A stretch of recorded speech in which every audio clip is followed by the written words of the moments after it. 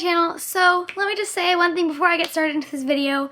I am so sorry I didn't have videos up earlier. I made one, but I've been having some issues uploading, so I'm working on that right now.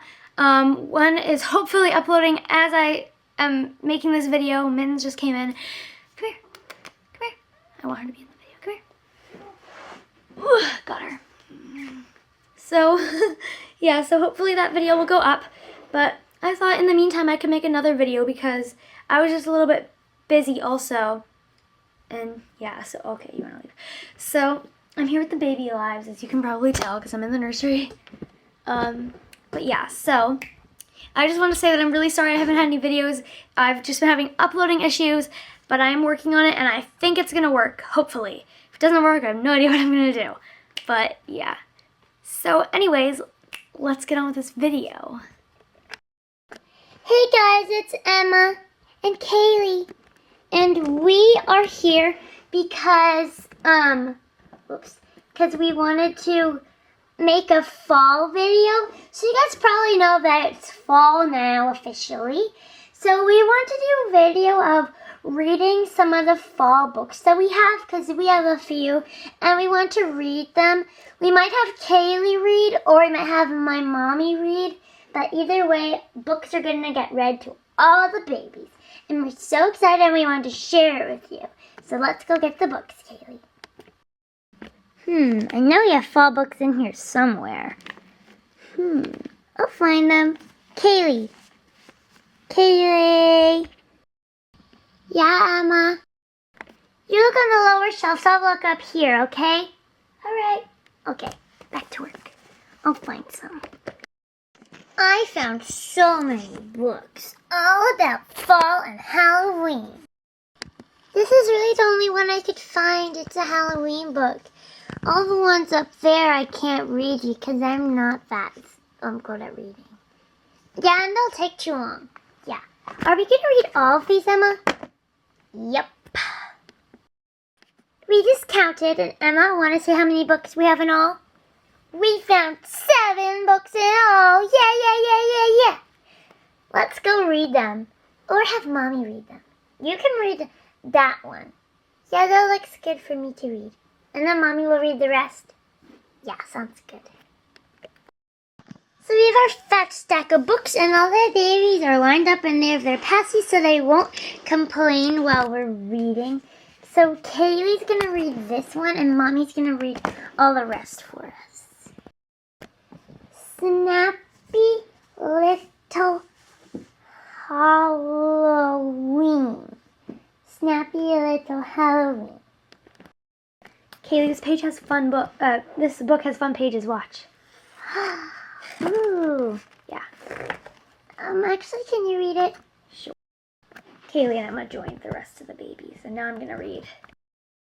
Halloween's a time for spells. This witch makes strange things grow.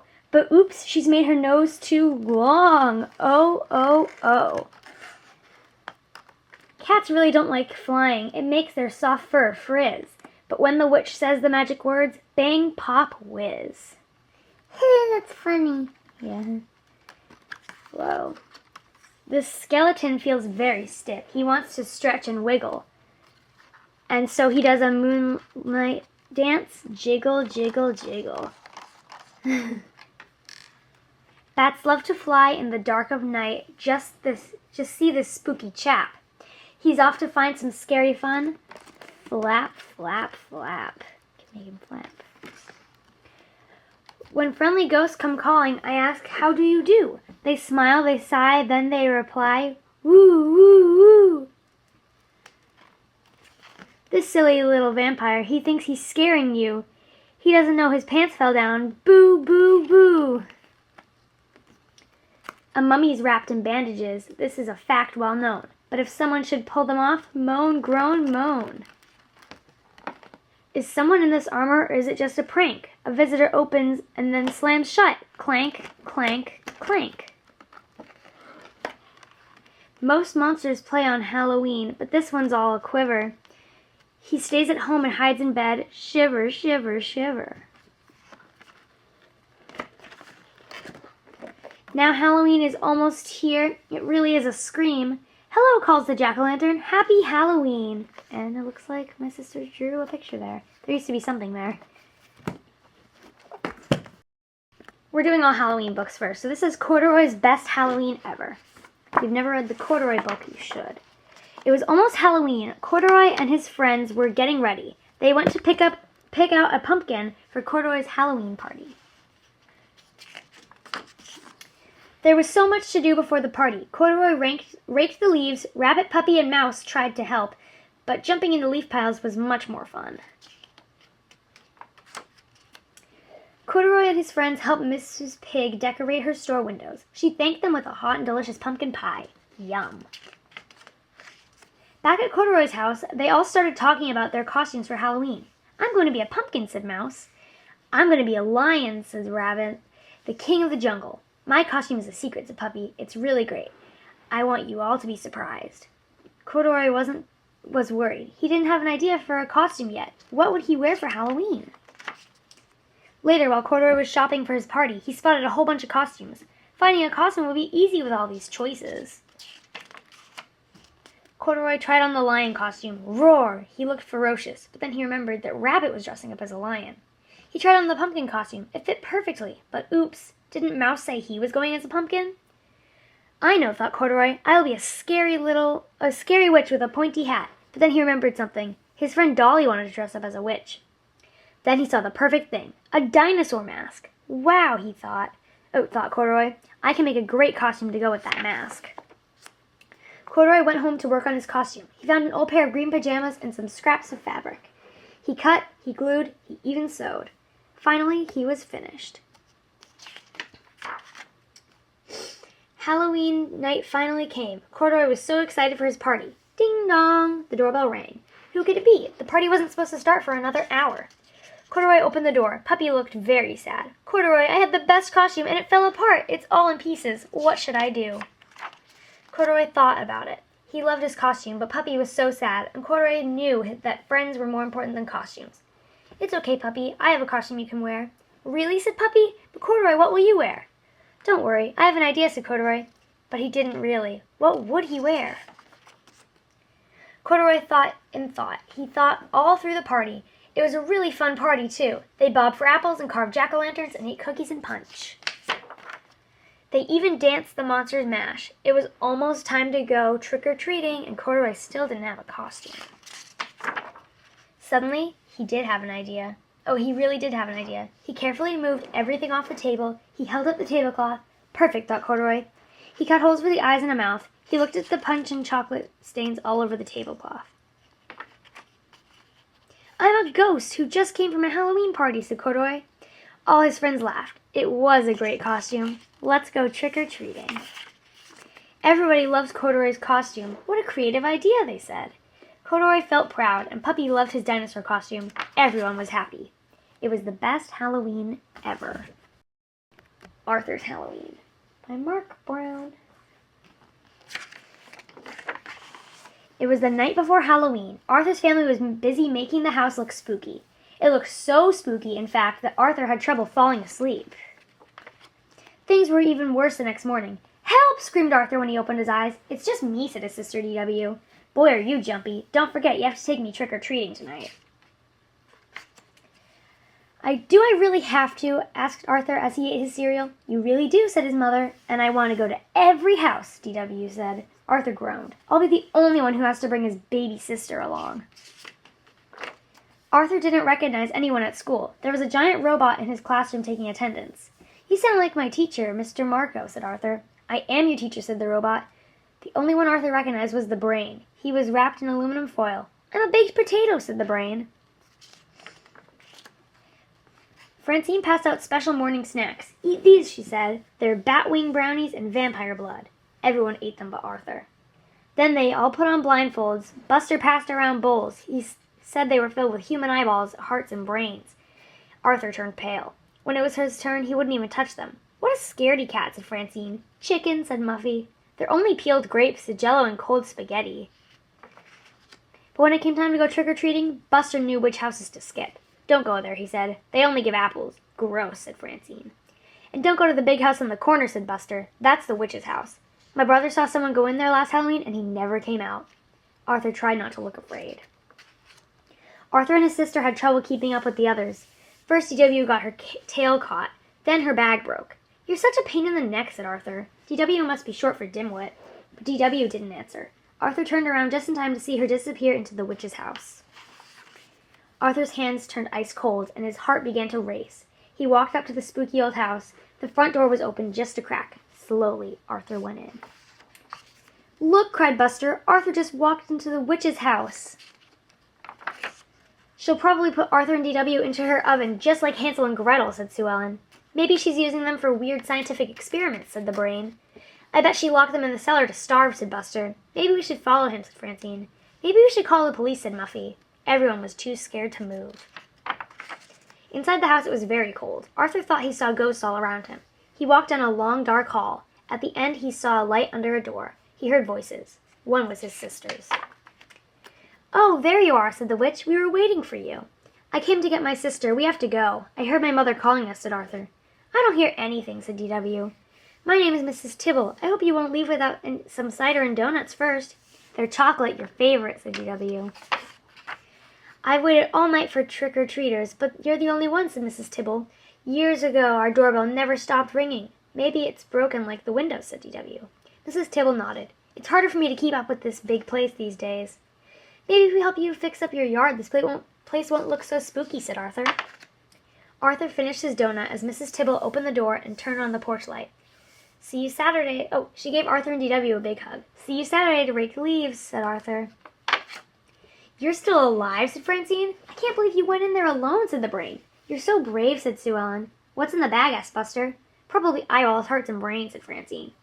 "It's easy to find out," said Arthur. "Just close your eyes and reach in, unless you're too scared." "We've been to every house now. Can we take a shortcut home through the cemetery?" asked DW. "The cemetery? On Halloween? Are you guys crazy?" asked Francine. "Follow me," said Arthur, as he marched ahead. "The cemetery is a great place. People are just dying to get in." Now, we do have some Thanksgiving books, but I think we're going to save these till it gets closer to Thanksgiving time. The babies really want to read Halloween books, but we have two other books that are good for fall. This one we're going to read first. It's called Franklin's Pumpkin. Whoops, it's getting away from us. Oh, I skipped a page. Franklin's Pumpkin. Who's this by? I don't know. Franklin can tie his shoes. Franklin can count by twos. And Franklin can grow a really, really big pumpkin. This is a problem. What will Franklin do with a really, really big pumpkin? One morning, Franklin walked to Beaver's house. Beaver was watering her cherry tree. Said Franklin. "Can I eat some cherries?"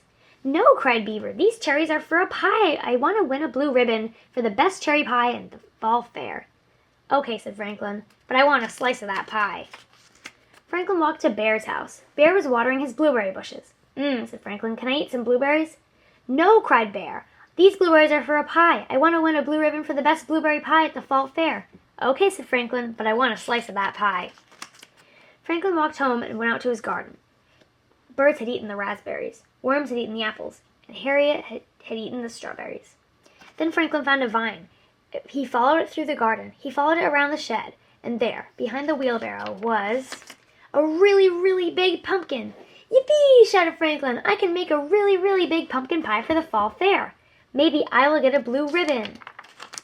Franklin did not tell his friends about his pumpkin. Every day before school, Franklin watered his pumpkin. Every day after school, Franklin measured his pumpkin. It got bigger and bigger and bigger. One day, Franklin couldn't keep his secret a secret any longer. He asked Beaver to come over. "Look, Beaver," he said. "Look at my really, really big pumpkin." "What is it for?" asked Beaver. "The fall fair," said Franklin. "I want to get a blue ribbon for the best pumpkin pie." Beaver laughed. "This pumpkin will not make the best pumpkin pie," she said. The best pumpkin pie pumpkins are very, very small." Franklin frowned.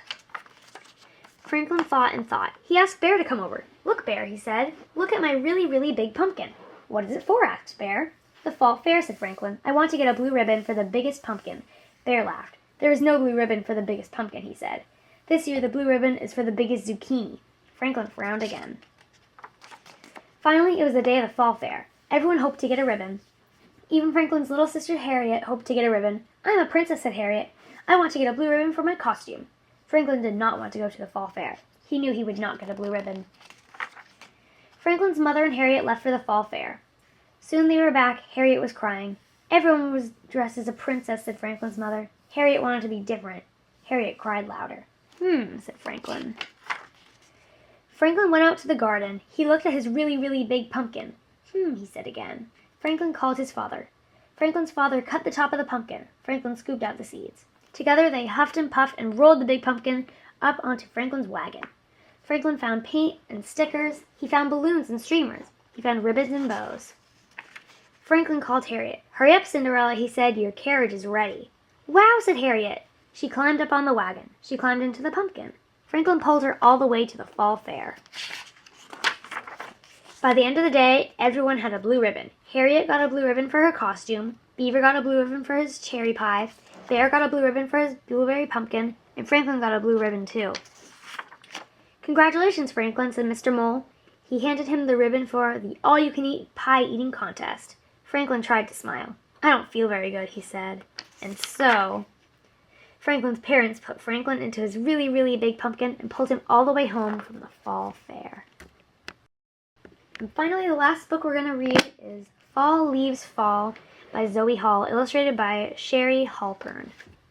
This one is actually a fall book. All year long, my brother and I wait for our favorite season to come. Can you guess what it is? Fall! But how do we know when fall is coming? We watch the leaves. In summer, the leaves are green on the trees. When the leaves change color, we know fall is here. Look at the fall colors.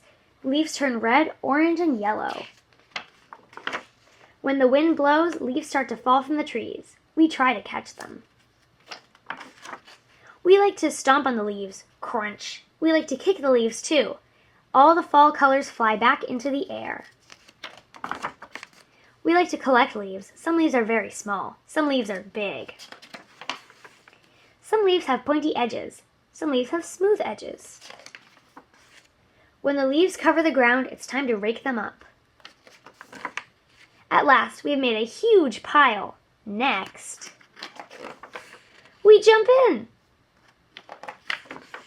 Inside, we drink mugs of warm cider and eat lots of cookies.